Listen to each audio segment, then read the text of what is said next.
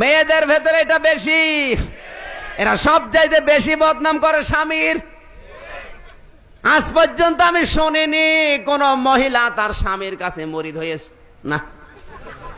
আপনি যদি আজ পরীক্ষা করতে চান বাড়ি যান, এখন যদি বলেন আমির হামজা আমাকে খেলাফতি দিয়েছে, আমি বড় আল্লাহর ওলি, তুমি আমার কাছে মুরিদ হও, আপনার বউ বলবে তুমি যে কয় নম্বর, আমি জানি শয়তানের কাছে মুরিদ হবো, তাও তোমার কাছে না। কথা বলেন, কারণ আমি আমারটা নিয়ে জানি। যত ভালো কাজে আমি করি, সারা দেশের মানুষ আমার হুজুর বলে, আর ওর কাছে আমি হুজুরই না।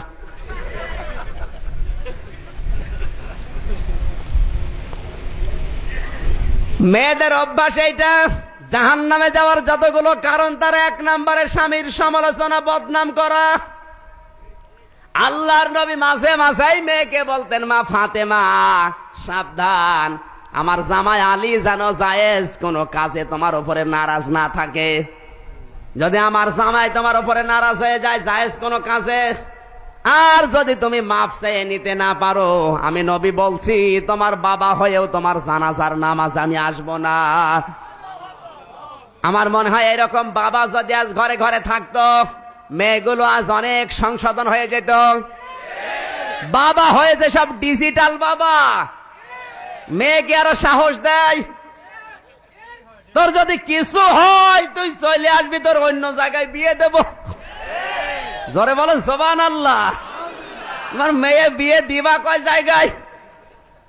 নবীজি পারতেন না যে স্বামী তোমার সাথে আচরণ খারাপ করেছে, চলে আসো অন্য জায়গায় বিয়ে দেব? পারতেন না। নবীকে আর নবীজি আরো মেয়েকে টাইট করছেন, আরো শিক্ষা দিচ্ছেন, ভয় দেখাচ্ছেন, সাবধান, আমার জামাই যদি জায়েজ কোন কাজে নারাজ হয়ে যায়, আমি তোমার বাবা বলছি তোমার জানাজায় আসবো না। এইরকম মেয়ে কোনদিন জামাইয়ের অবাধ্য হবে? জোরে বলেন হবে? আর স্বামীর অবাধ্য স্ত্রী বাংলাদেশে আছে না নেই? কার কার আছে হাত তোলেন তো। কই একজনও নেই, ভয়ে হাত তুলছেন অনেকে। ওই যে একজন হাত তুলেছে, এই এদিকে আসেন, আসেন। ও তো বিয়ে করেনি মনে হচ্ছে, বিয়ে করলে হাত তোলে, আমি হাত তুলতে সাহস পাচ্ছি না। অবাধ্য বাংলাদেশে আছে না রে বলেন তো? 100 জনের 98টা। আর এগুলো দেখে দেখে মজা মারছে ভারতের এই চ্যানেলগুলো। বাংলাদেশের স্বামীর অবাধ্য হওয়ার জন্য ভারতের এই তুমি আসবে বলে এই চ্যানেলটা সবচাইতে বেশি দায়ী। মনে করছেন হুজুর কিছু জানে না? সব খবর হুজুরের কাছে জিবরাইল দিয়ে যায়। এই তুমি আসবে বলে সিরিয়াল যাদের বউ দেখে, আজকে যে তওবা করাবেন, কে পারবেন তো? জোরে বলেন। কারণ স্বামীর অবাধ্য হওয়ার জন্য এই নন্দিনী। কথা বলুন। এই মহিলার জন্য মেয়েরা স্বামীর অবাধ্য হয়ে যাচ্ছে। স্বামীর ডন্ট কেয়ার কিছু মনেই করে না, স্বামীর চাইতে ওর কাছে সাহেব দাস, সাহেব বড়, সাহেব বড়। সম্মানিত মা বোনেরা, জান্নাতে যদি যেতে চান ফাতেমাতুজ জাহরার সাথে, আপনার সবচাইতে বড় পীর, সবচাইতে সম্মানের জিনিস আপনার স্বামী। আপনি যদি সাজগোজও করেন শুধু স্বামী বাদে অন্য কারো জন্য জায়েজ নেই। কথা বলেন। হযরতে মাইমুনা রাদিয়াল্লাহু তাআলা আনহা বলেন, আমার স্বামী বাইরে থেকে আসবে বিশ্বনবী শুনতে জানতে পেরেছি, স্বামী আসতেছে, জলদি করে নিজেকে পরিষ্কার করলাম, নিজেকে আমি সাজালাম, গোসল করে চুল মাথা সব ঠিক করে স্বামীর জন্য পরিপাটি হয়ে বসে আছি। বাংলাদেশে এরকম বউ এখন ঘরে ঘরে।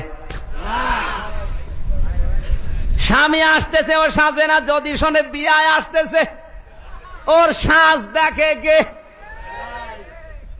টাকা পয়সা খরচ করি আমরা, সোনো পাউডার ব্লাউজ কিনে দিয়ে মরি আমরা, আর ওগুলো দেখে মজা মারে ভ্যান চালক আর দোকানদাররা। আপনি টাকা খরচ করছি আমরা, আমাদের দেখায় না, ওগুলো মজা মারে কারা? ভ্যান চালক আর দোকানদাররা। ওরা বলে আপা, কিছুক্ষণ পরে খেপা। এই কথা বলেন না কেন? হযরতে মাইমুনা বলেন স্বামীর জন্য সেজে আছি, কারণ স্বামী যদি আমাকে দেখে একটু আনন্দ পায়, যদি একটু হাসে, আমার এই সাজগোজ এটা সাজানা এটা সওয়াব হয়ে যাবে। বিছানায় ছিল পুরাতন চাদর, তুলে ফেললাম, নতুন চাদর বিছিয়ে দিলাম, কারণ আমার স্বামী বড় মেহমান। এখন মেয়েরা স্বামীর জন্য নতুন চাদর পাতে, জোরে বলেন বিছায়। যদি শোনে বিয়ায় আসতেছে, নতুন চাদর কেন, নিজের শাড়ি পেড়ে দেবে। যদি জিজ্ঞাসা করেন আজকে নতুন শাড়ি নতুন চাদর বিছাও কেন, কে আসবে, বলে তুমি জানো না মানুষ আসবে। তা আমি কি মানুষ না? ওর কাছে আমি মানুষই না। মা বোন যারা এসেছেন সাবধান, সব চাইতে বড় পীর আপনার কাছে আপনার স্বামী। ও স্বামী বাইরে থেকে যেগুলো জেনে আসবে, মসজিদ থেকে, মাদ্রাসা থেকে, দ্বীনের মাহফিল থেকে, ওইগুলো আপনাকে শোনাবে, আপনি বড় আলেমা হয়ে যাবেন। কোন পীরের কাছে আপনার মুরিদ হওয়ার দরকার নেই, আপনি মুরিদ হবেন আপনার স্বামীর কাছে। কথা বলেন ঠিক কিনা? বিশ্ব নবী বলেন, কোন স্বামী যদি স্ত্রীকে বলে আমি তোমার উপরে খুশি, আমার আল্লাহ বলেন আমি নিজেও খুশি হয়ে যাই। মরণের পরে লাশ দেখে কোন স্বামী যদি মন থেকে বলতে পারে না আমার স্ত্রী কিন্তু আমার মন মতোই ছিল, আমার কাছে ভালোই ছিল, আমার আল্লাহ বলেন আমিও ভালো বলে তাকে মাফ করে দেব। মন থেকে বলতে পারবেন আপনার বউ আপনার কাছে ভালো? পারবেন? এখানে বলছেন ভয়ে, মন থেকে বলেন তো। এই জায়গায় ভেজাল আছে। আমার ভাইয়ের আমি শিক্ষা দিচ্ছিলাম, এই সমালোচনা মেয়েদের ভেতরে সবচাইতে বেশি। এরা স্বামীর বদনাম একেবারে এক নম্বরে। এক জায়গায় 2-3 জন হলেই দেখবেন কি বদ শুরু হয়ে গেছে।